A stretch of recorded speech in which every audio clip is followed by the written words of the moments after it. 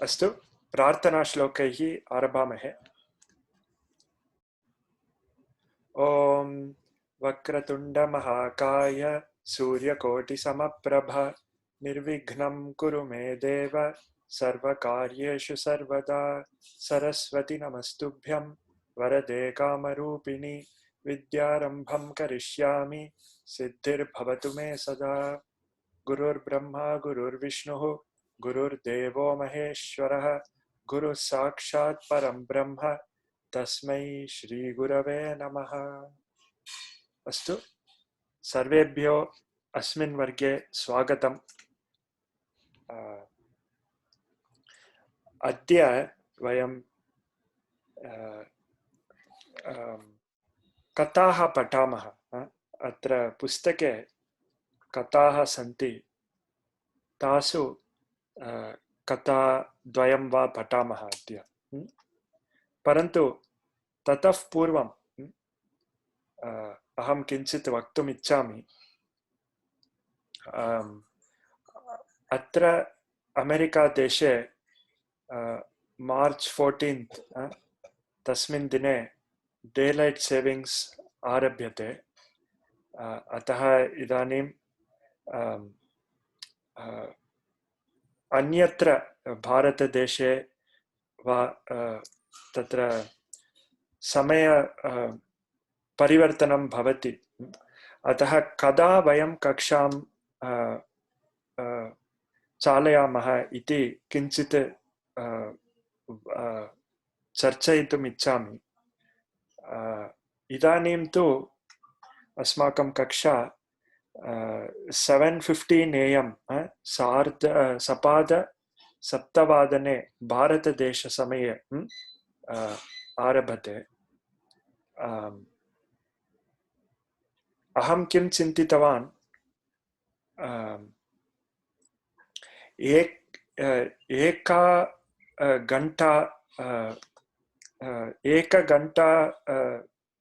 घण्टया समयपरिवर्तनं भवति। इदानीं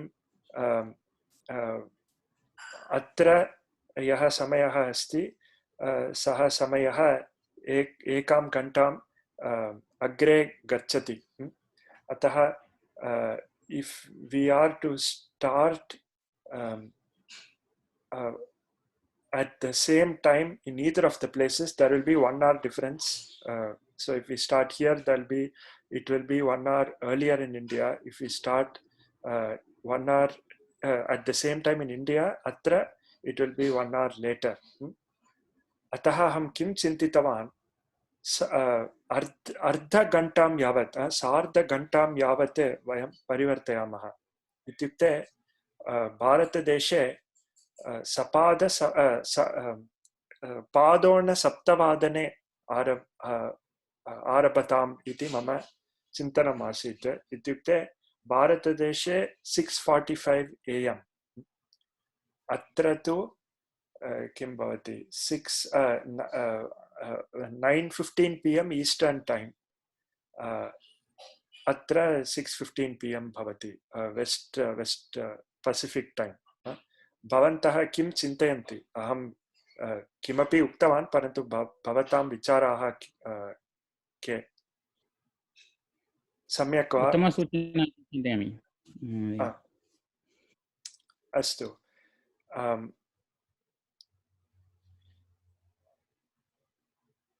सजीव महोदय, मोहिनी जी, कोलम्बस् मध्ये तदा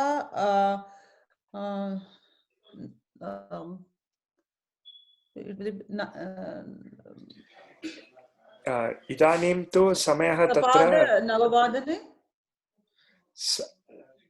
सपाद 9:00 सम्यक् सम्यक् 9:00 परन्तु समाप्तसमयं पादोन 11:00 भवति। आम्। बहु क्लेशाय भवति वा भवतां कृते? क्लेशः नास्ति, परन्तु चिन्तयामि। महोदय, कोऽपि कारणमस्ति वा? सपाद अथवा पादोन आरम्भं करणीयं कृते मम अहं चिन्तयामि 9 एव आरम्भं कृतवन्तः चेत् सार्धदशवादने अत्र समाप्तमस्ति। भवान् किं चिन्तयति? अस्तु तर्हि भारतदेशे सार्धषड्वादने आरम्भमस्ति। आम्, भारतदेशे 6:30 AM भवति समयः, आरम्भसमयः। सः समयः तु किञ्चित् अर्लि अस्ति इति विचिन्त्य एव अहम् एतत् उक्तवान्। वेङ्कटरामन् महोदय, भवान् किं चिन्तयति? सम्यक् अस्ति, कदापि भवान् वदति मह्यं सम्यक्। अस्तु अस्तु, अहम् एकं वदामि, मम सौकर्यम् इतोपि वयं if we start a bit later, मम सौकर्यम् इतोपि भवति, अतः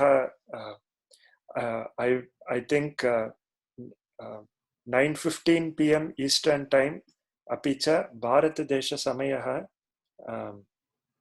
6:45 AM एवं कुर्मः इति प्रार्थये। अनन्तरं जनानां क्लेशः अस्ति, कष्टम् अनुभवन्ति चेत् वयं पुनः समयपरिवर्तनं करिष्यामः, चिन्ता नास्ति। अस्तु वा? अस्तु अस्तु, तर्हि अग्रिम कक्षा आरभ्य वयं तस्मिन्नेव समये भारतदेशे पादोन 7:00 इत्युक्ते 6:45 AM तस्मिन् समये मिलामः। आम् आम्, सत्यं सत्यम्। आम्, अस्तु, तर्हि इदानीं वयं प्रहेलिकायाः विश्लेषणं किञ्चित् कुर्मः। प्रहेलिकायाः विश्लेषणम् अहं स्क्रीन् शेर् आरभे।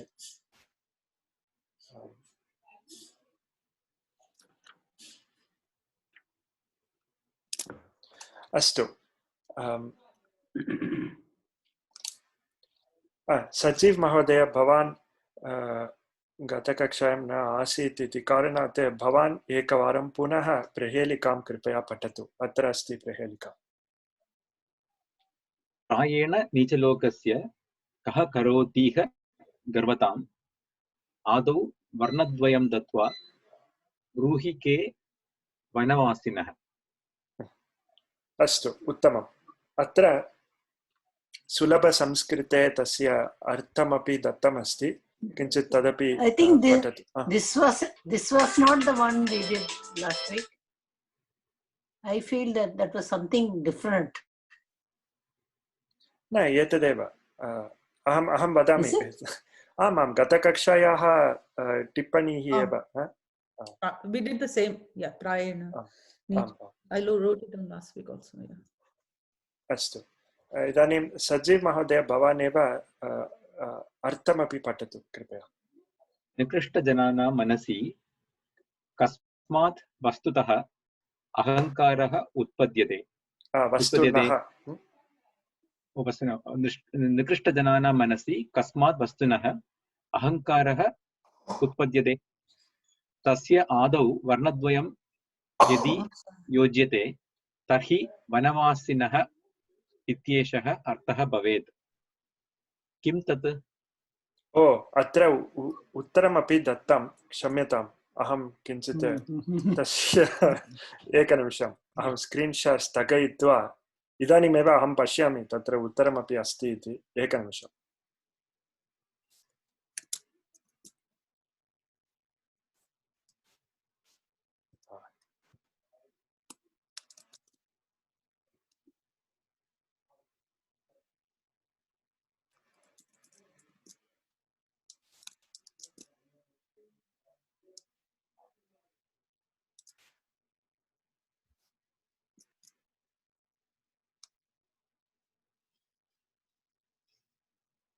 अस्तु पुनः करोमि।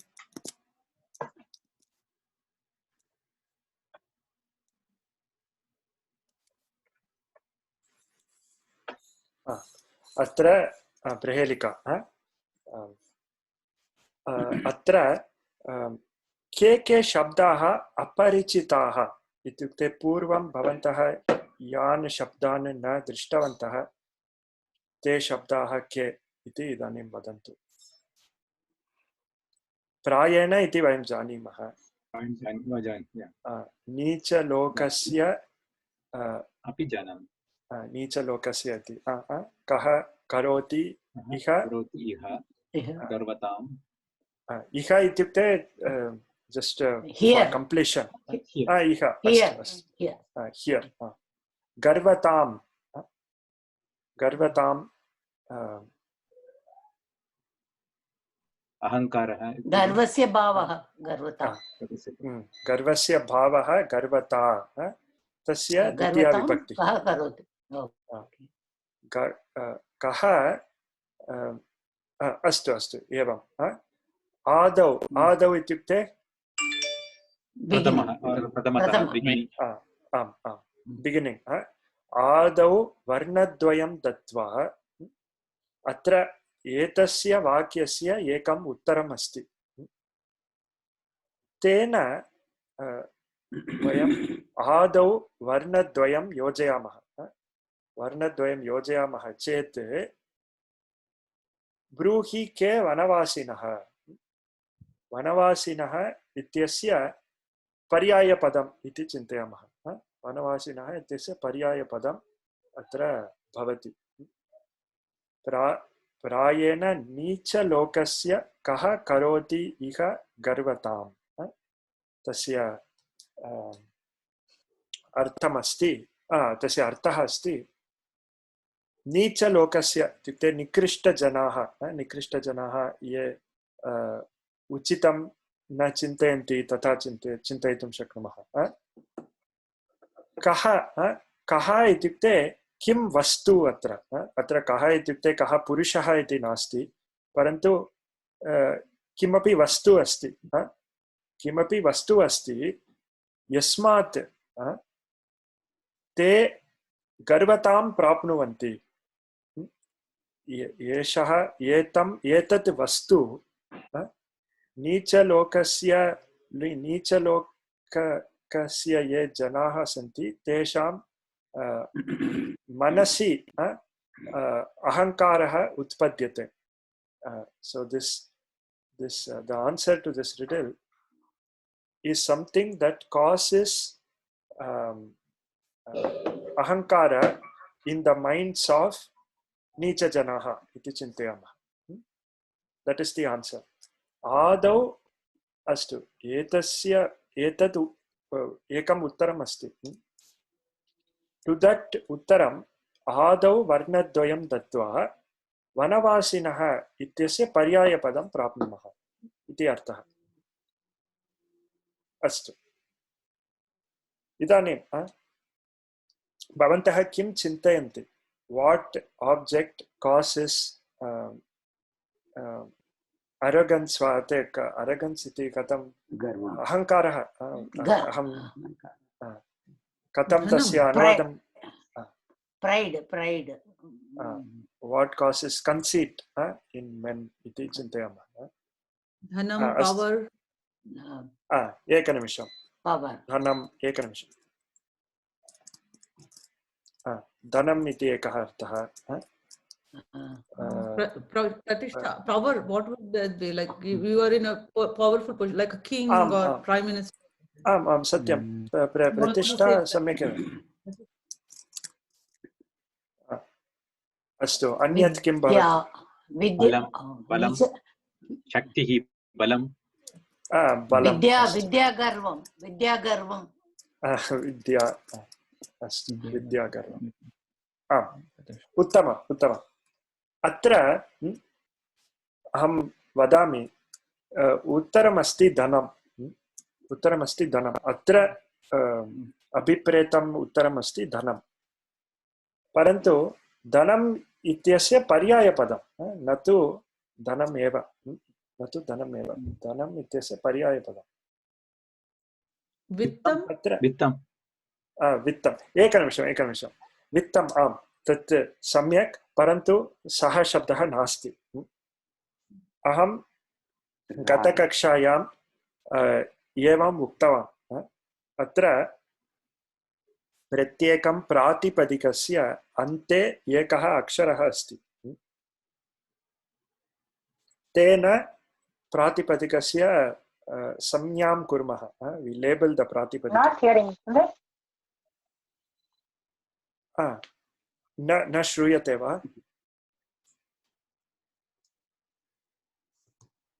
भवन्तः श्रोतुं शक्नुवन्ति? आमाम् अस्तु अस्तु। अत्र राम इति शब्दः अस्ति, राम क्षम्यतां, शब्दः नास्ति, प्रातिपदिकं, राम इति प्रातिपदिकम् अस्ति। तत् प्रातिपदिकम् अकारान्तः इति वदामः, सः शब्दः अकारान्तः इति वदामः। किमर्थम्? अन्ते अकारः अस्ति, अन्ते अकारः अस्ति। तथा एव सीता इति चिन्तयामः, तत्र अन्ते कः अक्षरः अस्ति?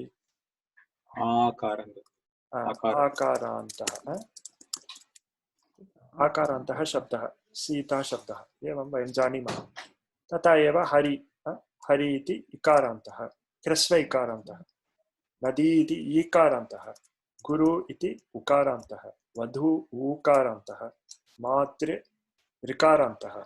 Ji, 1 minute. Have you finished the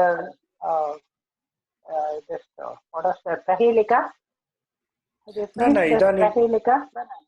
No. Okay. It got cut now, so I'm in doubt. Okay. न प्रहेलिकायाः उत्तरस्य सम्बद्धः एव यत् अहम् इदानीं वदामि। ऐकारान्त शब्दान् भवन्तः जानन्ति वा? रैः इति ऐः वा? रैः इति दत्तमस्ति। रै अस्तु, उत्तमं। रै वेल्त्, रै इस् वेल्त्। उत्तमम्, इदानीं वयं पश्यामः।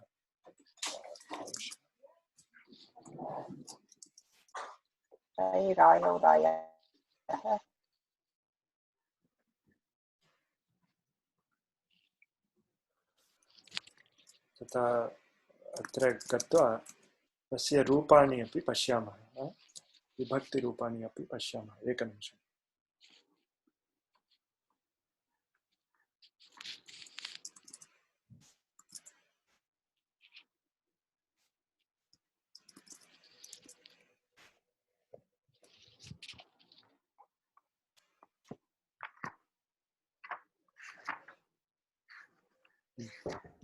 अत्र द्रष्टुं शक्नुवन्ति, रै इति ऐकारान्त पुल्लिङ्गः एकः शब्दः अस्ति। तस्य रूपाणि सन्ति राः रायौ रायः, राः रायौ रायः इति, रायं रायौ रायः, एवं तस्य रूपाणि सन्ति सप्तसु विभक्तिषु। तस्य कः अर्थः इत्युक्ते वेल्त्, प्रापर्टी, तथा धनम् इत्यस्मिन् अर्थे अपि तस्य प्रयोगः अस्ति। वस्तुतः अन्यः अपि अर्थः अस्ति, तत्र रै इति धातुः अपि अस्ति। रै धातुः गर्जनं तथा अर्थः, he who makes a terrifying sound इति अर्थः। वस्तुतः रावणः इति अस्ति किल, तस्य नाम रै धातोः एव निष्पद्यते। अस्तु, परन्तु अत्र प्रातिपदिकस्य विषये वदामः। रै, राः रायौ रायः इति, वेल्त्, प्रापर्टी, रिचेस्, तथा धनम् इति चिन्तयितुं शक्नुमः। अस्तु, तर्हि एतस्य उत्तरं प्रथमस्य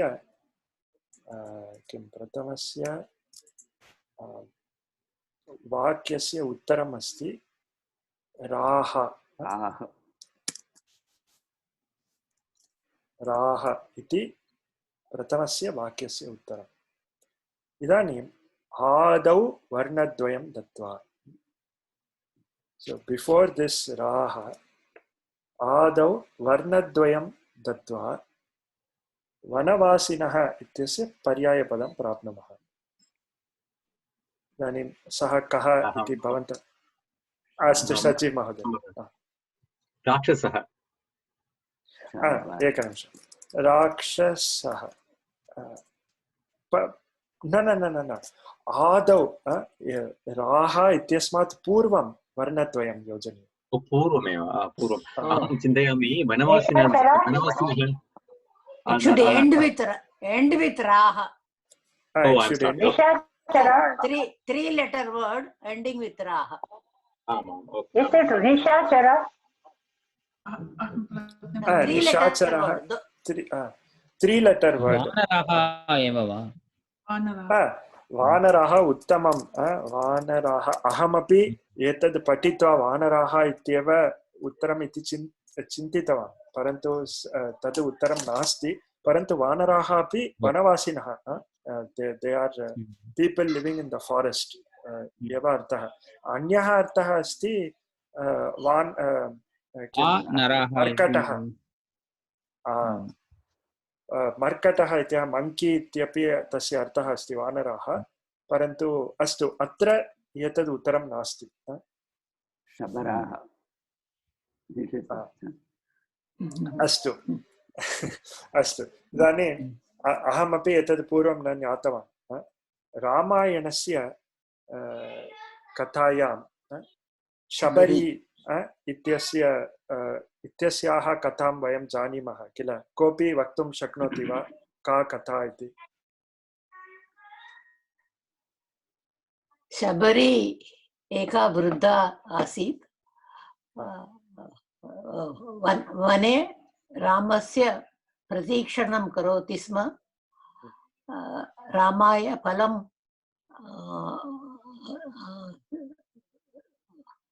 collecting फलानि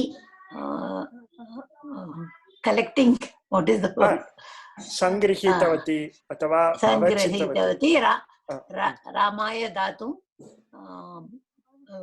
रामस्य प्रतीक्षणं कृतवती एक फलं स्वयं स्वादु वा न इति परीक्षार्थं टेस्ट दंशति इति चिन्तयतु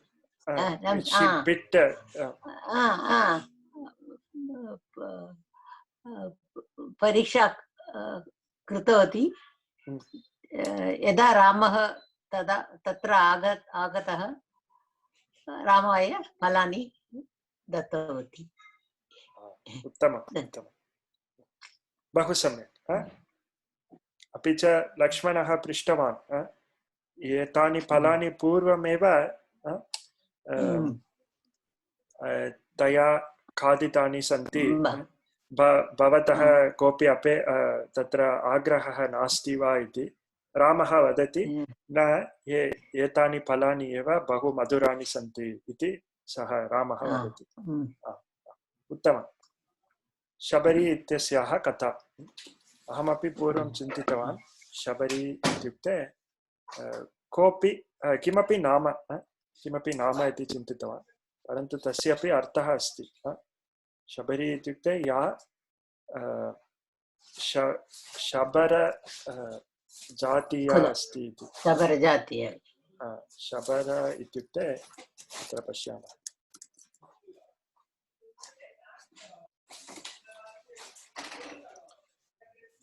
शबर इत्युक्ते किमपि वाइल्ड माउंटेनियर ट्राइब किमपि अत्र आप्ते शब्दकोशं तत्र नास्ति अस्ति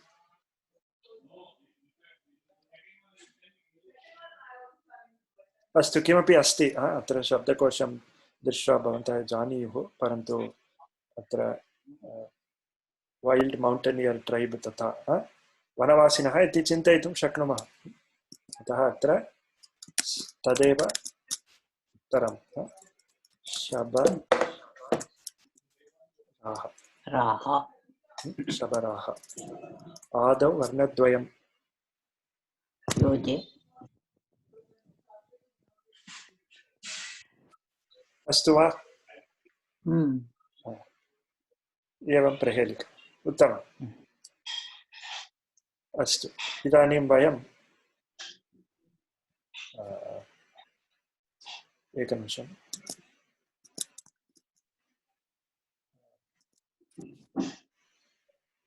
एकां कथां पठामः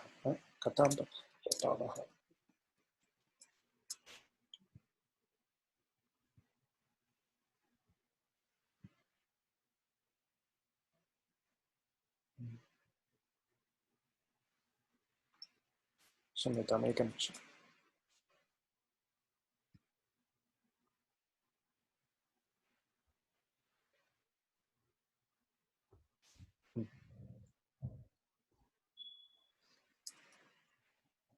अस्तु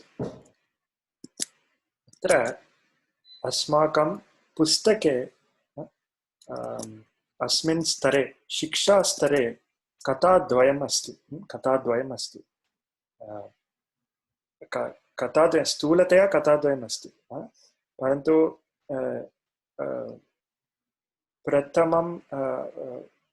प्रथमेषु चिन्तयामि 5 वा 6 अध्यायेषु एका कथा प्रदर्शिता अस्ति अन्या कथा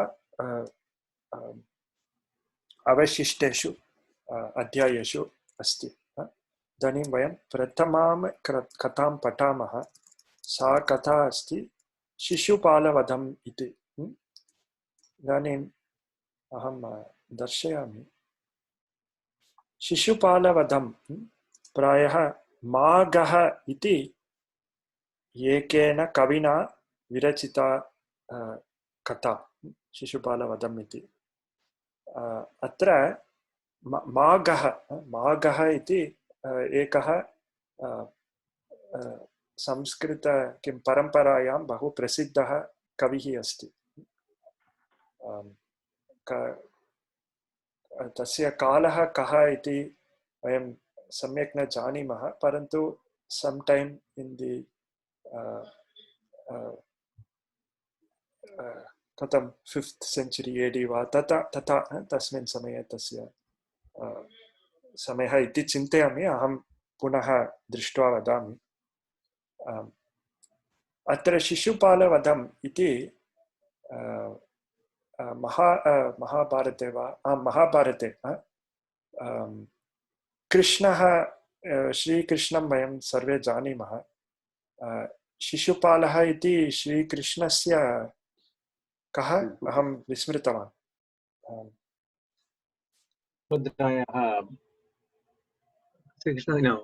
रुक्मिण्याः no that is Rukmi I'm sorry Shishupala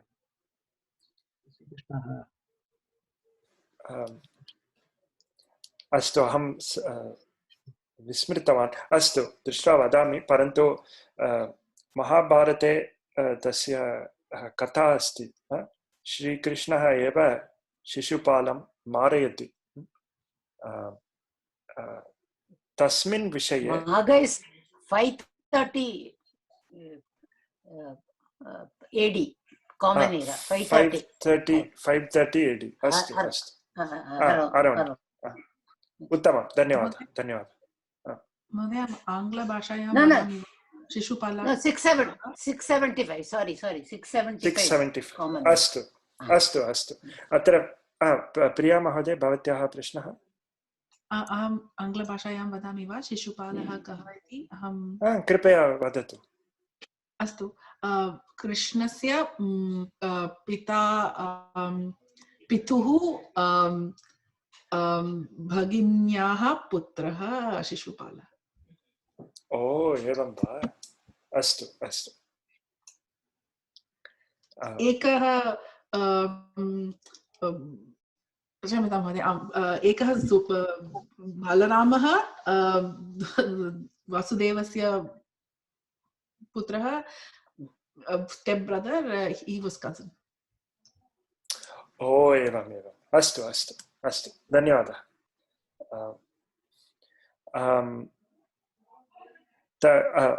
अत्र इदानीं व्योम संस्कृत पाठशालायाम् एकः पाठ्यक्रमः प्रचलति प्रसिद्ध संस्कृत कवयः इति so it talks about the famous poets in Sanskritam literature. Very interesting course. अहं चिन्तयामि अत्र प्रायः केचन जनाः तत्रापि गच्छन्ति. अहं कृतवती. उत्तमम् उत्तमम्. सः अपि उत्तमः पाठ्यक्रमः. Very interesting. If you want, you can go and look at it. It is on Vyoma site. माघः आम् सत्यं माघः माघस्य विषये अपि तत्र कक्षाद्वयं वा चर्चा आसीत्. सः कः कदा न्यवसत् कुत्र न्यवसत् तस्य कृतिः का एतत् सर्वं तत्र अस्ति. भवताम् आसक्तिः अस्ति चेत् कृपया तत्र गत्वा पठन्तु शृण्वन्तु. अस्तु इदानीं शिशुपालवधम् इत्यस्य किं संक्षेपमेव वयं पठामः. साक्षात् शिशुपालवधम् इत्यस्य तत्र we will not read the direct text, but we will read a very simplified abridged version. अस्तु एतद् अस्तु एतदुक्त्वा वयं इदानीं प्रारम्भं कुर्मः. अहं पृच्छामि एकं वा एकां वा पृच्छामि. सः अथवा सा कृपया पठतु. एकनिमिषम्.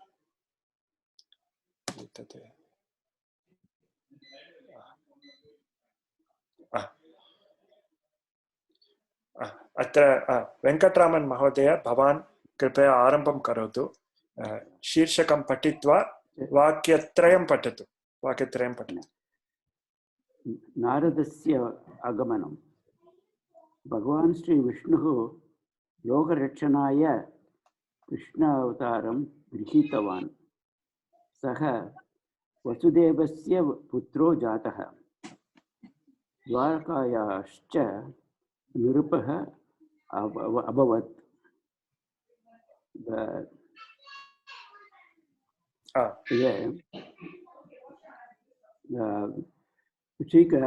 कृष्णः अवतारं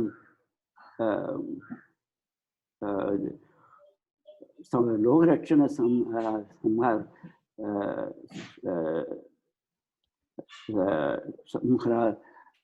संरक्षणार्थं अवतारं कृत्वा सः द्वारका नगरस्य नृपः आसीत्.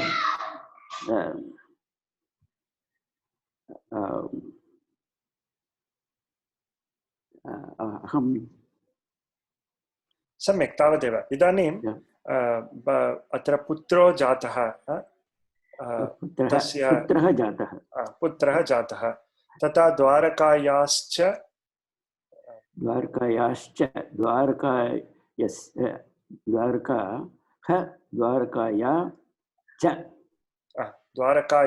च नृपः अभवत्.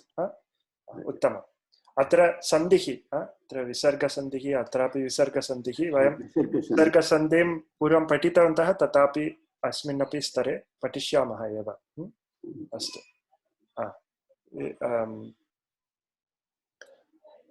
अग्रे प्रश्नः महोदय. अत्र गृहीतवान् अस्ति. गृहीतवान् इत्युक्ते कैच आङ्ग्लभाषायाम्. अवतारम् अपि गृहीतवान् इत्युक्ते किम् अर्थम्?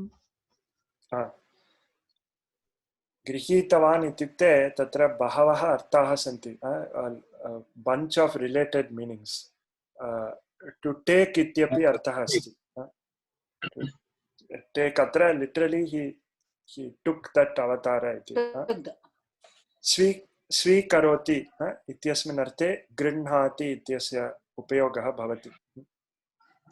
इदानीं कुत्र तत्र आदिशङ्कराचार्यैः विरचितं शिवमानसपूजा इति एकः श्लोकः अस्ति।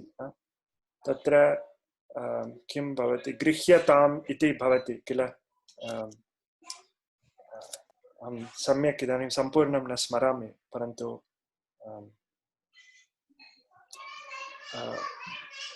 अस्तु। अवगतम्। आमां, तत्र सः कल्पयति, कृत् कल्पितं गृह्यताम् इति सः वदति। कल्पितम् आसनं हिमजलैः गृह्यताम्। स्नानं च दिव्याम्बरम्। आमां, कृत् सम्यक् सम्यक्, कृत् कल्पितं गृह्यताम्, what by the heart, whatever has been kalpitam, whatever has been offered, that please accept, grihyatam iti, please take iti artha. Tasmin arte, tadrishe arte atrapi prayogah asti. And sorry, I have to say in English, Avataraha Janmaha Nasti. They decide on their own and they descend down, because it is not like for us we are born from karma, karma janita, whereas for them they decide on their own to come down. So he takes that avatar and so it might be has been explaining in Bhagavad Gita.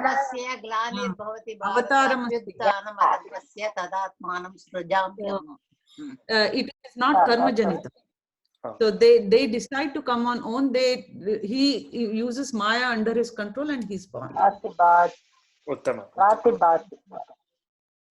Uttama, uttama.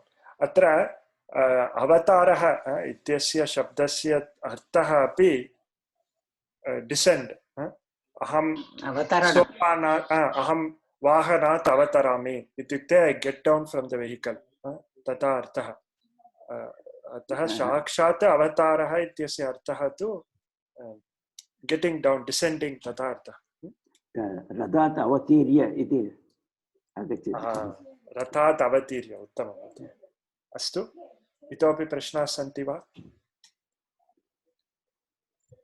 अस्तु, सज्जी महोदय, भवान् एव अग्रिमं वाक्यत्रयं पठतु।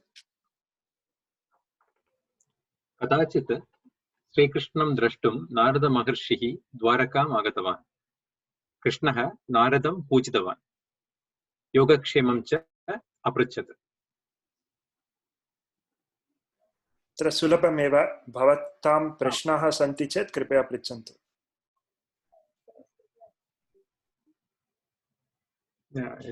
सुलभमेव। अस्तु, मोहिनी महोदय, भवती अग्रिमम्। नारदमुनिः एवम् उक्तवान्, कृष्णः भवान् सर्वजानाति, सर्वज्ञो हि भवान्, तथापि देवेन्द्रस्य सन्देशं गृहीत्वा आगतोऽस्मि, कृपया श्रूयताम् इति।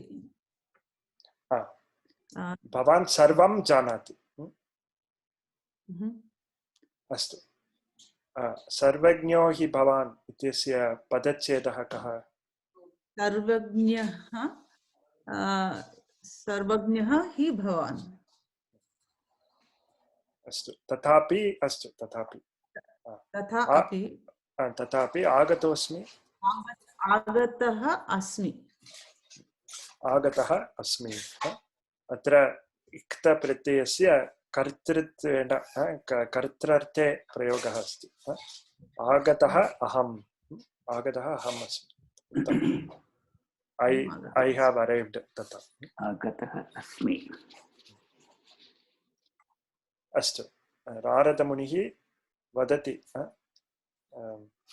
हे कृष्ण, भवान् सर्वं जानाति, सर्वज्ञः अपि, तथापि देवेन्द्रस्य सन्देशं गृहीत्वा आगतः अस्मि।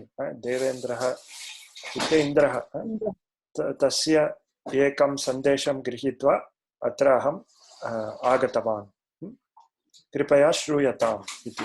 यद्यपि भवान् सर्वं जानाति, तथापि अहम् अत्र आगतः, वक्तुम् आगतः इति नारदमुनिः वदति। उत्तमं, धन्यवादः। राम महोदय, भवान् अग्रे नयतु।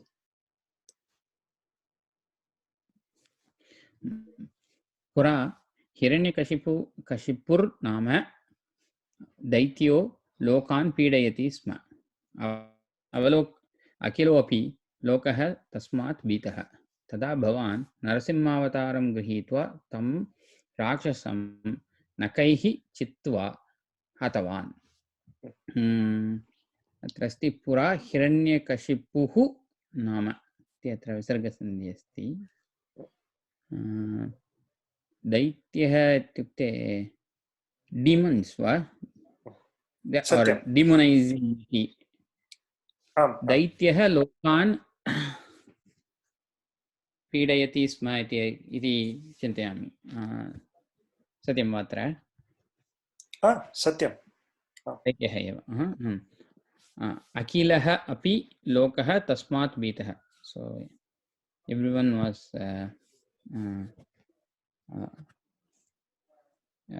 terrified by him. उत्तमम्। तदा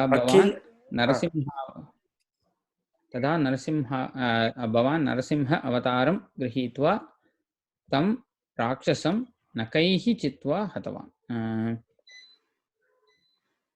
अत्रापि सूपर् स्क्रिप्ट् अस्ति अतः किन्तु सन्धि नास्ति इति एव चिन्तयामि। अखिलः अपि कुत्र सूपर् स्क्रिप्ट्? चित्वा नखैः नखैः चित्वा इत्यस्य किं विवरणं? हाविङ्ग् टोन् इति। अस्तु, चिन्नः छेदः छिनत्ति इति क्रियापदरूपं छिनत्ति। चित्वा हतवान्। उत्तमम्। अत्र अखिलः लोकः, अखिलः इत्यस्य कः अर्थः? अखिलः इत्युक्ते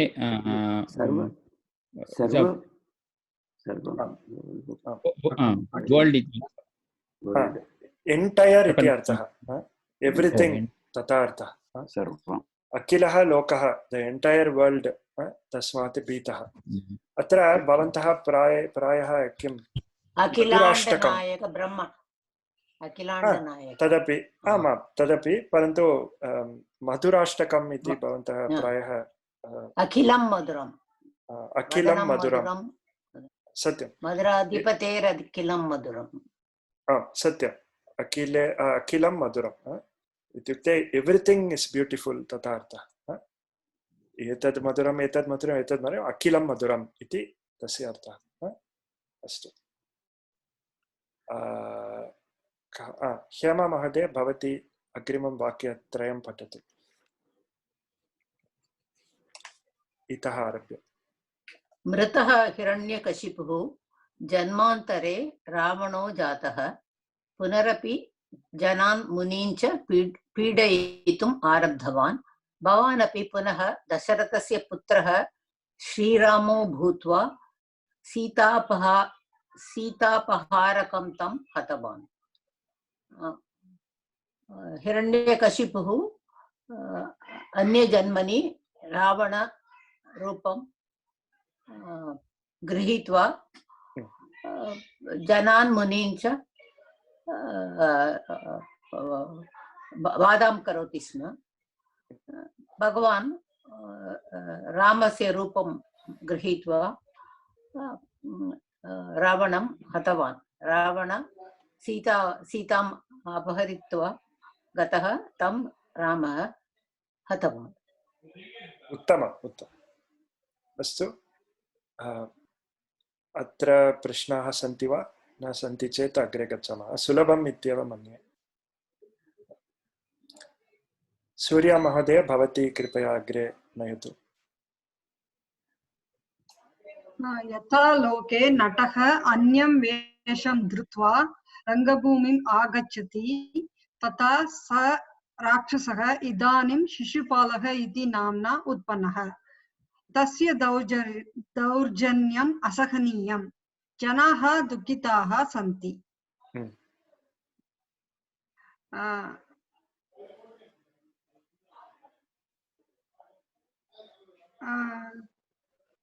तं हिरण्यकशिपु पुनः अन्यजन्मना जन्मने शिशुपाल इति नाम्ना उत्पन्नः। सः बहु कष्टं पीडनं कृतवान्। सर्वे जना का विभक्ति तत्र सर्वे जनान् पीडनं कृतवान्। सर्वान् जनान् पीडितवान्। पीडितवान्। नटः इत्युक्ते किम्? तस्य अट्टः वदतु सूर्यमहोदय, भवती समापयतु। तस्य अट्टहासं सम्यक् सम्यक्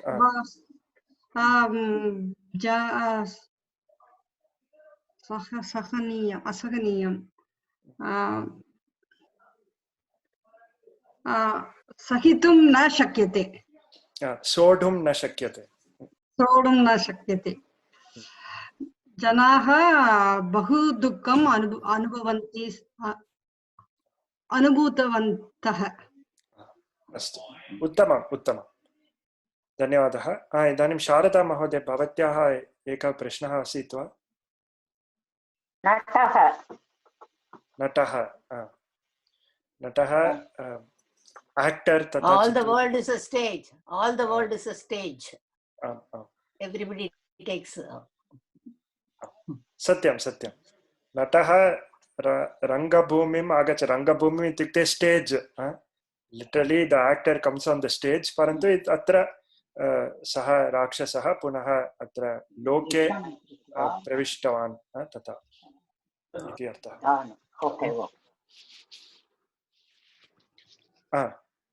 इदानीं कस्य क्रमः? शारदा महोदय, भवती एव समापयतु। पूर्वं यथा भगवान् राक्षससंहारं कृत्वा लोकोपकारं कृतवान्, तदा इदानीम् अपि शिशुपालनस्य वधं करोतु इति इन्द्रसन्देशं नारदः श्रावितवान्। पूर्वं how you did rakshasa samharam and lokopakaram, like that you do the Shishupala Vadam also. This and iti Indra Sandesham Narataha Shravitavan. This was a message sent by Indra. He conveyed the message of the Indra. Naradaha conveyed the message of the Indra. सम्यक्। अत्र लोकोपकारम् इत्युक्ते किं? तस्य पदच्छेदः कः? उपकारं, लोक उपकारं, गुणसन्धि। उत्तमम्। उपकारम् इत्यस्य कः अर्थः? सहायं। उपकारं सहायं, सहायं। साहाय्यम्, आम्, उत्तमम्। वस्तुतः वयं साहाय्यम् इति वदामः, समस्तपदं, लोकस्य उपकारं तथा। षष्ठीतत्पुरुष समासः। सम्यक्। अत्र उपकारं लोकस्य उपकारं, सम्यक्। उपकारम् अपकारं, the contra, opposite. सत्यम्, अपकारम् उपकारं, सत्यम्। उपकारम् इत्युक्ते हेल्प्स्, उपकरोति, हेल्प्स्, तथा अर्थः। उत्तमम्। परमेश्वरन् महोदय, भवान् अन्तिमं वाक्यद्वयं पठतु। महोदय, श्रीकृष्णः नारदस्य वचनं श्रुत्वा तथास्तु इत्यङ्गीकृतवान्। सन्तोषेण नारदमहर्षिः द्वारकानगरात् निवृत्तवान्। तदा अस्तु इति सन्धि उच्छेदनं कर्तुं शक्यते। इति अङ्गीकृतवान् इति द्वितीयपदम्। उत्तमम्। निवृत्तवान् इत्यस्य कः अर्थः? निवृत्तवान् प्रतिगतवान्, प्रतिगतवान् प्रतिगतवान् अत्र वस्तुतः अहं चिन्तयामि निवृत्तवान् इत्युक्ते रिटयर्ड् इति अर्थः he left that place तथा अर्थः आम् अस्तु अस्तु इदानीं प्रश्नाः सन्ति परमेश्वर महोदय भवान् एव प्रथमं प्रश्नं पृष्ट्वा तस्य वाक्यमपि ददातु प्रथमप्रश्नः श्रीकृष्णं द्रष्टुं कः आगतवान् श्रीकृष्णं द्रष्टुं नारदमहर्षिः आगतवान् उत्तमम् उत्तमम् अस्तु प्रिया महोदय भवती कृपया अग्रिमं प्रश्नं वदतु नारदः कस्य सन्देशं गृहीत्वा आगतवान् नारदः इन्द्रस्य सन्देशं गृहीत्वा आगतवान् इन्द्रस्य सन्देशं गृहीत्वा आगतवान् इतोपि प्रश्नत्रयमस्ति भवती एव करोतु अस्तु रावणः पूर्वजन्मनि कः आसीत् रावणः पूर्वजन्मनि हिरण्यकश्यपु आसीत् कस्य दौर्जन्यम् असहनीयम्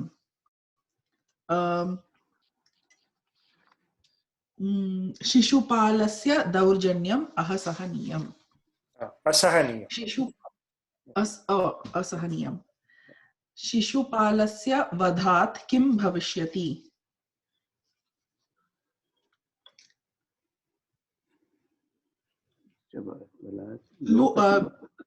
लोक उपकारं भविष्यति लोकोपकारं भविष्यति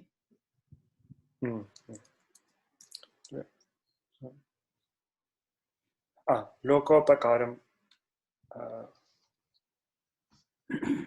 अस्तु अस्तु सम्यक्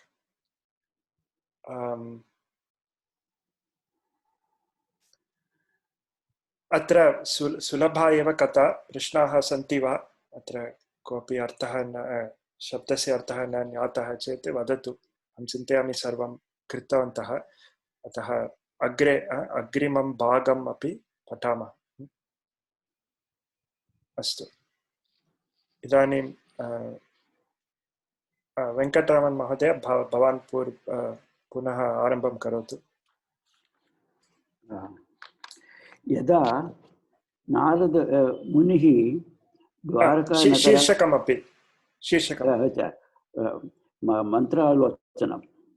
मन्त्रालोचनं यदा नारदमुनिः द्वारकानगरात् निवृत्तवान् तदैव इन्द्रप्रस्थनगरात् युधिष्ठिरः अन्यं सन्देशं श्रीकृष्णाय प्रेषितवान् युधिष्ठिरः राजसूययागं कर्तुं संकल्पं कृतवान् आसीत्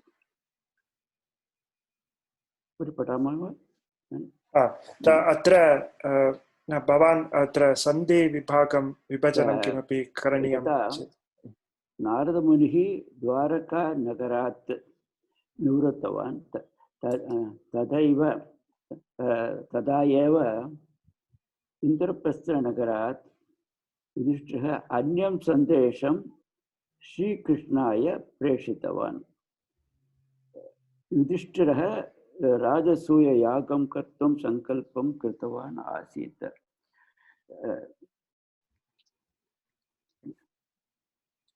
सुलभमेव अत्र प्रश्नाः सन्ति वा कोऽपि अर्थः यदा नारदमुनिः द्वारकानगरात् निवृत्तवान् कृष्णं मिलित्वा तदा इन्द्रप्रस्थात् युधिष्ठिरः अपि संकल्पं स्वीकृत्य राजसूययागं कृत्वा संकल्पं स्वीकृत्य कृष्णस्य सहायनार्थं सन्देशं प्रेषितवान्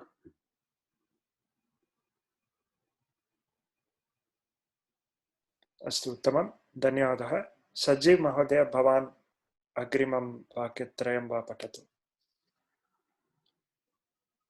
श्रीकृष्णः चिन्तितवान् एकत्र देवकार्यं अन्यत्र बन्धुकार्यं न किं अत्र करोमि अत्र वाक्यद्वयमस्ति किल यागस्य मध्ये विघ्नः भवति इति धर्मराजः भीतः आसीत् अतः सः श्रीकृष्णम् आहूतवान् श्रीकृष्णः चिन्तितवान् एकत्र देवकार्यम् अन्यत्र बन्धुकार्यं किं करोमि इति सन्देहः उत्पन्नः यागस्य मध्ये विघ्नः भवति इति धर्मराजः भीतः आसीत् so Yudhishthira was Dharmaraja was afraid that there could be some vignam or hurdles in the yaga during yaga, so he calls on Krishna. Krishna chintitavan ekatra devakaryam anyatra bandhukaryam. So one because he's calling for the yaga is devakaryam, and also bandhukaryam is relatives is related to Pandavas, so bandhukaryam. So kim karomi iti sandeha utpanna. He had a doubt on what to do. अत्र एकत्र देवकार्यं किम् अधिकृत्य भवति यागस्य यागं देवकार्यम् इति अहं चिन्तयामि अस्तु अस्तु इन्द्रस्य सन्देशः देवकार्यम् इति प्रायः शिशुपालवधं देवकार्यं परन्तु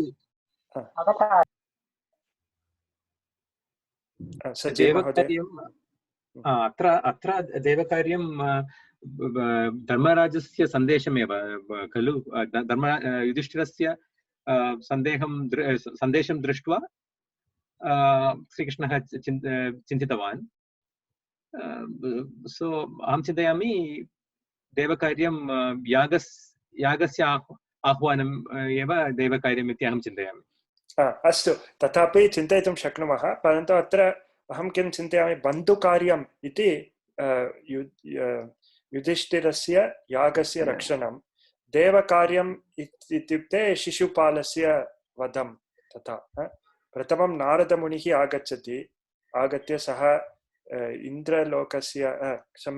इन्द्रस्य सन्देशं वदति अनन्तरं युधिष्ठिरः आगच्छति सः यागस्य कार्यं वदति अतः यागस्य कार्यं तु बन्धोः कार्यं देवस्य कार्यं तु नारदमुनिना यत् उक्तम् अस्तु उत्तमं नारदमुनिः विष्णोः समीपे गतवान् परन्तु कृष्णः विष्णोः अवतारम् एव खलु उत्तमम् अहमपि एतद् न लक्षितवान् उत्तमम् भगवान् श्रीविष्णुः उत्तमम् अस्तु धन्यवादः मोहिनी महोदय भवती अग्रिमे समस्यां परिहर्तुं सः मन्त्रालोचनं कर्तुं निश्चितवान् ज्ञानवृद्धः उद्धवः अग्रजो बलरामश्च आगतवन्तौ 3 sentences इतोपि एकम् त्रयो मिलित्वा मन्त्रालोचनम् अकुर्वन् समस्या he to find a solution for the conflict that he had he will he wanted to kind of discuss it with Balarama and Uddhava. Balarama was elder to him, his elder brother, and so they came, and then all three of them together they wanted to discuss how to resolve this conflict. Sanskrite prayatnam karomi. Prashna asti devakaryam अथवा बन्धुकार्यं करोमि इति सन्देहम् अस्ति तदा कृष्णस्य अग्रजः बलरामः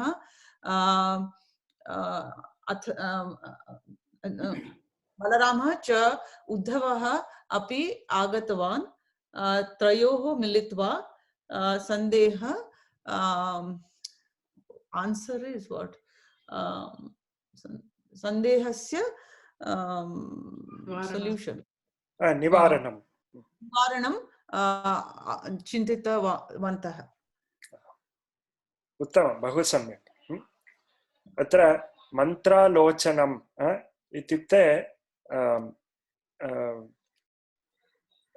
thinking together वित् committee तथा तत्र पूर्वं राजानः किं महोदय कैबिनेट मीटिंग उत्तमं तत्र पूर्वं राजानः महाराजाः किं कृतवन्तः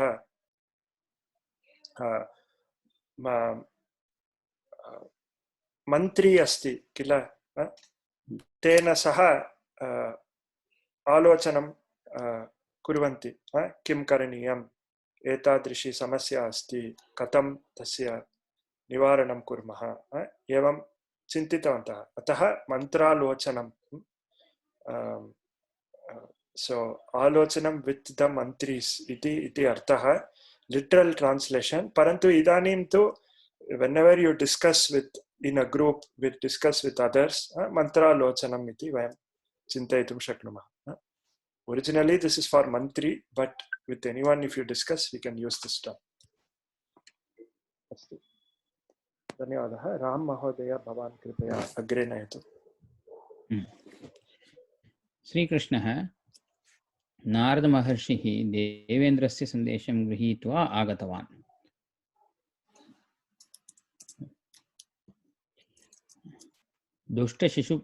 दुष्टशिशुपालस्य वधः करणीयः इति सूचितवान् युधिष्ठिरो यागाय माम् आहूतवान् श्रीकृष्णः यत् प्रवृत्तं तत् सर्वेषु मध्ये स्थापयति किं किम् अभवत् इति प्रथमे नारदमुनिः देवेन्द्रस्य सन्देशं आनीतवान् सन्देशम् आनीत्वा शिशुपालस्य वधं करणीयम् इति उक्तवान् तदनन्तरं युधिष्ठिरः अपि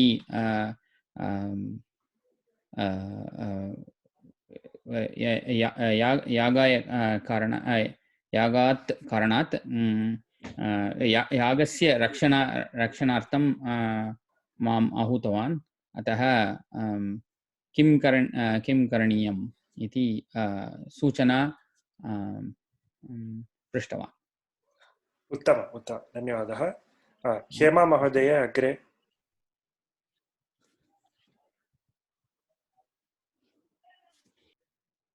तस्य विघ्नभयम् अस्ति एवं कार्यद्वयं सम्प्राप्तं धर्मराजस्य अनुजाः वीराः शूराश्च तस्मात् धर्मराजः तेषां साहाय्येन यागं करोति युधिष्ठिरस्य यागे विघ्न हेतोः भयम् अस्ति द्वयं कार्यं मम समीपे आगतौ परन्तु धर्मराजस्य अनुजाः स्वयं वीराश्च धर्मराजस्य साहाय्यं ते करिष्यन्ति अस्तु धर्मराजस्य अनुजाः इत्युक्ते के भीमः अर्जुनः नकुलः सहादेवः उत्तमम् अस्तु अत्र प्रश्नाः न सन्ति इति चिन्तयामि पुनः सुलभमेव अस्तु सूर्य महोदय विघ्नात् भयं विघ्नस्य भयं विघ्नात् भयं इस् करेक्ट् मोर् करेक्ट् उत्तमम् इदानीं सूर्या महोदय भवती करोति वा? आम् महोदय। तस्मात् धर्मराजः तेषां सहायेन यागं करोति। शिशुपालस्थो दुष्टो दिने दिने वर्धते। नीतिकाराः वदन्ति व्याधिः वर्धमानः शत्रुः च न उपेक्षणीयः इति। न उपेक्षणीयौ। समापयतु। अयं मम अभिप्रायः। अत्र युक्तायुक्तं विचार्य कथयन्तु इति उक्तवान्। युधिष्ठिरः तस्य अनुजायां सहायेन यागं करोति। शिशुपालस्य असहनीय कार्यं तो दिने दिने बहु बृहत् जातः। नीतिकाराः वदन्ति रोगः तो वर्धते एव। शत्रुः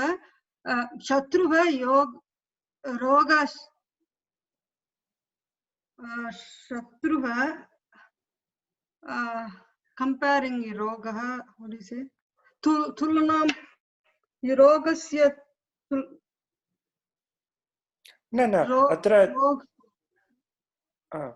किमर्थं रोगेण तुलना अस्ति? अत्र तुलना तु नास्ति एव किल।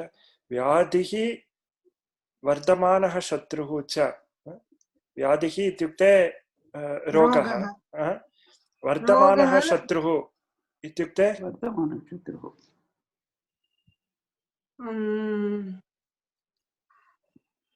शत्रुः वर्धते मीन्स् ग्रोयिङ्ग्। शत्रु तुलना न अस्ति तत्र महोदय। like grow like if the sickness is growing, like shatru is also. ओहो, एवं भवती चिन्तयति वा? न अहं तथा न चिन्तयामि। यतः अत्र व्याधिः इव वर्धमानः शत्रुः तथा नास्ति। व्याधिः च वर्धमानः शत्रुः च तथा पृथक् पृथक् न उपेक्षणीयौ given in dual. These two things are not to be ignored. These two things have not to be ignored. Two things. Satyam. It's not a comparison. आम् आम्। सूर्या महोदय अत्र वर्धमानः कः प्रत्ययः? वर्तमानः शानच् प्रत्ययः महोदय। शानच् प्रत्ययः। वर्धमानः शत्रुः। वर्धते आत्मनेपदी। वर्तमानः शत्रु इत्युक्ते शत्रु विशेष्यं वर्धमान विशेषण। उत्तमम् उत्तमम्। The enemy that is becoming powerful, that is growing इति अर्थः। असहनीयं उपेक्षणीयः उपेक्षणीयं नेग्लेक्ट्। सम्यक् सम्यक्। उपेक्षणीयौ अस्तु। उपेक्षणीयौ यः तो मम अभिप्रायः। यत् युक्तं यत् न अयुक्तं हितं या हितं वा हेतु हितं वा हेतु वा इति चर्चां कृत्वा वदन्तु इति कः उक्तवान्? श्रीकृष्णः उक्तवान्। उत्तमम् उत्तमं सम्यक्। अत्र उपेक्षणीयौ अत्र ईक्ष् इति धातुः अस्ति। तस्मात् अपेक्षा उपेक्षा निरपेक्षा इति बहवः शब्दाः आगच्छन्ति। अत्र उपेक्षण इत्युक्ते डिस्रिगार्डिङ्ग् इति अर्थः। अस्तु, अयम् इत्यस्य कः अर्थः?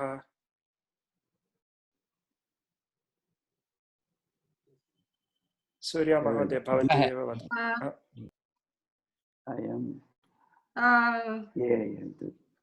सः समानार्थः अयम् एषः यत् वाक्यम् अहम् उक्तवान् तद् वाक्यं मम अभिप्रायः। उत्तमम्। एषः मम अभिप्रायः तथापि वक्तुं शक्नुमः। अयम् एषः समानार्थकौ शब्दः।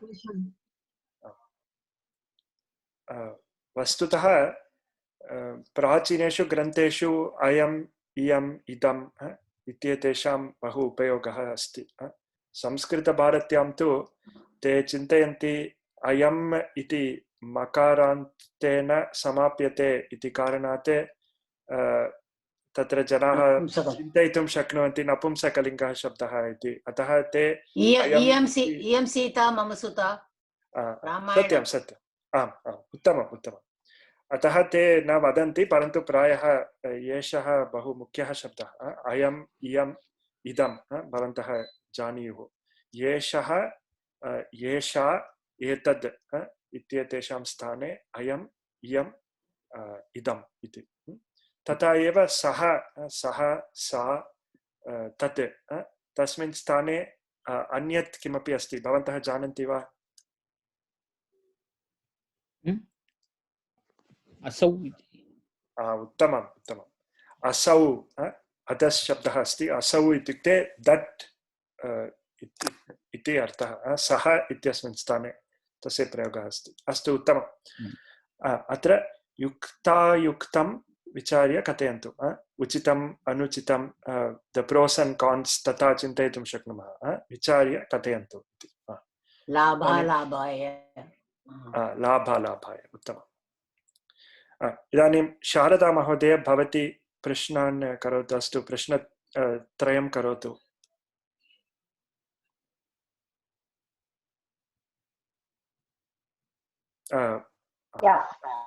युधिष्ठिरः किं कर्तुं सङ्कल्पितवान् आसीत्? राजसूययागं कर्तुं सङ्कल्पितवान् आसीत्। धर्मराजस्य भीतिः का? धर्मराजस्य भीतिः यागं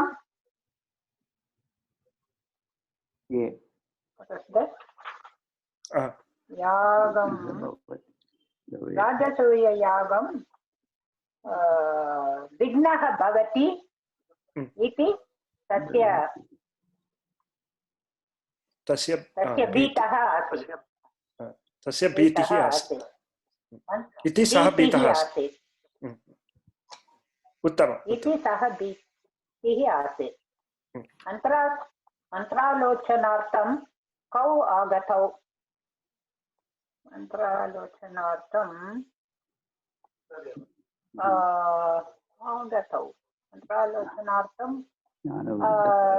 उद्धवः बलरामः च उद्धवः ज्ञानवृद्धः बलरामः च आगतवन्तौ। उत्तमं। ज्ञानवृद्धः उद्धवः, अग्रजः बलरामः च आगतवन्तौ। उत्तमम्। आगतौ आगतवन्तौ द्वयमपि समानार्थकौ एव। उत्तमम्। धन्यवादः शारदा महोदय। इदानीं परमेश्वरन् महोदय, भवान् अवशिष्टं प्रश्नद्वयं करोतु कृपया। देवेन्द्रः किं सूचितवान्? देवेन्द्रः शिशुपालवधं करोतु इति सूचितवान्। कौन वेषणीयो? व्याधिः वर्धमानः शत्रु एदौ न उपेक्षणीयो।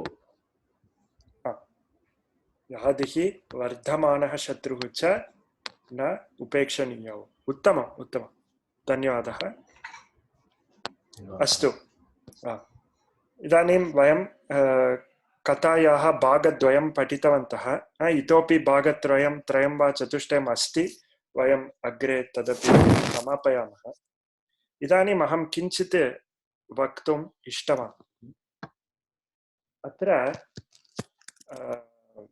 मुख्यः एकः अंशः शिक्षास्तरे अस्ति अन्वयरचना इति अन्वयरचना इत्युक्ते एकं श्लोकं वा किमपि स्वीकृत्य तस्य सुलभ अवगमनार्थं पदानां क्रमस्य रचना अत्र वयं दर्शयामि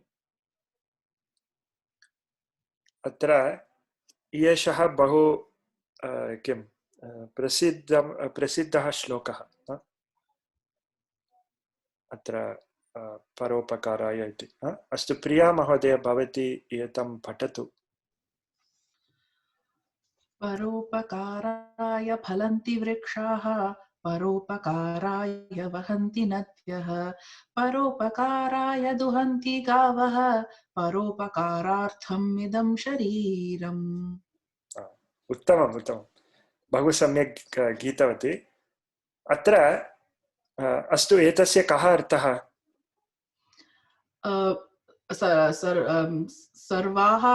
सर्वे वृक्षाः परोपकाराय एवं फलं ददति नद्यः सर्वे अपि परोपकाराय एव वहन्ति गावः सर्वे सर्वस्य कृते दुग्धं परोपकाराय ददति अस्माकं शरीरमपि परोपकाराय एव अस्ति सन्ति ततः सर्वे परोपकारायं एतत् शरीरं दास्यनीयं दातव्यम् उत्तमम् उत्तमम् बहु सम्यक् यत् भवती उक्तवती अत्र किञ्चित् पश्यन्तु प्रिया महोदया किम् उक्तवती वृक्षाः परोपकाराय फलन्ति वृक्षाः सन्ति ते परोपकाराय इत्युक्ते पर उपकाराय परेषाम् उपकाराय इति समस्तपदमस्ति for in order to help others परेषाम् उपकाराय फलन्ति तथा नद्यः परोपकाराय वहन्ति गावः परोपकाराय दुहन्ति दुहन्ति इत्युक्ते दुग्धं यच्छन्ति इदं शरीरमपि परोपकारार्थम् अथवा परोपकाराय एव इति अत्र यद्यपि श्लोके परोपकाराय फलन्ति वृक्षाः इति अस्ति तथापि अस्माकं सौलभ्यार्थं यदा वयं वर्णयितुम् इच्छामः वयम् एवं वदामः वृक्षाः परोपकाराय फलन्ति we say it in a different order that makes it simpler to understand for us evam kila we say nadyah paropakaraaya vahanti paropakaraaya vahanti nadyah api samanah eva arthah but for easier understanding we say nadyah paropakaraaya vahanti gavah paropakaraaya duhanti evam so in this way idam shariram paropakarartham asti so we mentally for our understanding we reorder the words in a certain way that helps our understanding etadeva अन्वयः इति कथ्यते अन्वयः इदानीम् अन्वेति अनु इति धातुः इ इत्युक्ते गच्छति गच्छति अनुगच्छति इति अर्थः लिटरल साक्षात् अर्थः तु follows तथा अन्वयः इत्यस्य साक्षात् अर्थः sequence इति चिन्तयितुं शक्नुमः the sequence that is easiest for us to understand which is the prose sequence अत्र poetry ityasmin they write it in different ways. Parantu asmakam avagamana saulabhyartham vayam evam likamaha. Prayaha. So we usually write the subject first. Vrikshaha kimapi kurvanti. Then at the end we have the kriya padam. Palanti iti kriya padam asti. Vrikshaha palanti iti. And in the middle we add all the remaining words. Katamapi vayam yojayitum shaknumaha. So the subject is in the beginning, the kriya padam is at the end, and in the middle you have all of the other words. Evam kramaha asti. Astu. Atra ekasmin shloke vakya chatushtaям asti. Chatvari vakyani santi. This is the first sentence, this is the second, this is the third, this is the fourth. Parantu, in many shlokas, you may have 4 stanzas, but they may all make up one big sentence. So you may have to order by looking here and there and coming up with a proper order. Anvaya rachana asmin stare, shiksha stare, itopi mukhyaha amshaha asti.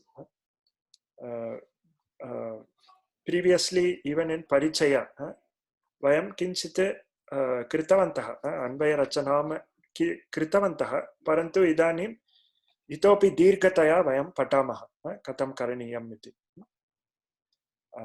Astu.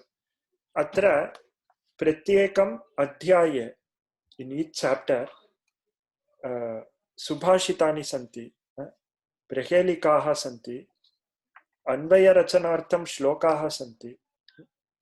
अतः बहुषु स्थलेषु वयम् अन्वय रचनायाः प्रयोगं कुर्मः. So this is a very, very useful technique to know. ये अस्माकं लता कक्षां पठितवन्तः ते पूर्वमेव जानन्ति अन्वय रचनायाः विषये. तथापि अहं agre etasmin vishaya vadami. What is the method for rearranging the shlokas so it becomes easy for understanding. Etasmin vishaye vayam agrime varge kinchit drakshyamaha. Tadanantaram udaharanartham vayam kanchana shlokanapi Vishleshanam Vishleshayamaha. We will also look at a few shlokas. Tesham parishilanam kurmah. Astu. Apicha atra kataha santi kila kataha santi. So how you will get the questions in the exam is they may quote a particular line from the katha. They may say ekatra किम एकत्र देवकार्यम अन्यत्र बंधुकार्यम. Annotate iti te vadanti. So saprasangam vadantu. Explain with context iti te prichanti. Yes. We have yes. Explain with reference to context. satyam. तद् प्रायः वयम् आङ्ग्लभाषायाम् अपि लेखितुं शक्नुमः, संस्कृतभाषायाम् अपि लेखितुं शक्नुमः शिक्षास्तरे. अपि च ते एवं प्रश्नान् पृच्छन्ति नारदमुनिः किम् उक्तवान् तथा they will just randomly give a sentence like that. You have to know the answer. इदानीं वयं पठितवन्तः अतः वयं जानीमः कथायाः पठनं विना वयं ज्ञातुं न शक्नुमः. So it is important to revise the stories once before the exam, so it is fresh in your memory. Astu. एतेन वयम् अद्यतनीं कक्षां समापयामः. प्रश्नाः सन्ति चेत् श्लोकात् अनन्तरं कृपया पृच्छन्तु. अहम् इदानीं मङ्गलश्लोकं वदामि. अस्तु, पुनः स्मारयामि. अग्रिमः वर्गः अर्धघण्टां यावत् अनन्तरं भवति. So for people in India, it will be astu anantaram nasti. It will be shifted by half an hour. For people in the US, it will start half an hour later. For people in India, it will start half an hour early at 6:45 a.m. Astu va? Astu. Mangalashlokam vadami. Om Purnamadah Purnamidam Purnat Purnamudachyate Purnasya Purnamadaya Purnamevavashishyate. Om Shanti Shanti Shanti. Harihi Om Shri Gurubhyo Namaha. Harihi Om. Astu. Sarvebhyo धन्यवादाः. शुभरात्रिः शुभदिनं च. धन्यवादः. अस्तु, धन्यवादः. धन्यवादः महोदय. धन्यवादः. धन्यवादः. प्रिया महोदय भवत्याः. आम्, मोहिनी महोदय कृपया पृच्छतु. जुलै मध्ये शिक्षा परीक्षा अस्ति. Are some people appearing for those exams then? Or we are just going to do January or the whole batch? Whole batch we will do in January. एवं विचारः. भवन्तः अग्रे एव लेखितुम् इच्छन्ति चेत् मम कोऽपि आग्रहः नास्ति. भवन्तः कर्तुं शक्नुवन्ति एव. No, January only. But I'm just asking, like, like, do we have to rush because some people are appearing in July or something? न तथा नास्ति. अत्र इतोपि बहवः विषयाः सन्ति. अत्र अन्वयरचना अस्ति, लौकिकन्यायाः सन्ति, अपि च सुभाषितानि. आम्, तत् अन्वयरचनायाः भागे वयं कुर्मः. तत्र विसर्गसन्धिः अपि च व्यञ्जनसन्धिः सन्धिद्वयम् अस्ति. तस्यापि पठनं भवति. एतत् सर्वं समापनार्थं समयः अपेक्षते एव. If we rush a lot, we may be able to finish it by June, परन्तु it is not helpful. वयं मन्दम् एव गत्वा सम्यक् मनसि सर्वं स्थापयामः. अस्तु. इतोपि प्रश्नाः सन्ति वा? गतवर्गाणां मुद्रणं यूट्यूब् मध्ये सन्ति वा? सर्वम् अहम् आरोपितवान्. यूट्यूब् मध्ये सन्ति एव. अहम् up to 8th lessons अनन्तरं न दृष्टवान्. एवं वा? एकनिमिषम्, अहं सम्यक् पश्यामि. अत्र सन्ति एव. वर्गे पर्यन्तं दृष्टवान्. अत्र मालती 18 क्लासेस् सन्ति एव. तत्र 17 3 4 न गतकक्षायाः अपि चित्रम् अस्ति एव. भवान् गत्वा पश्यतु. द्रष्टुं न शक्नोति चेत् कृपया अस्माकं गणे सन्देशं प्रेषयतु. ओके.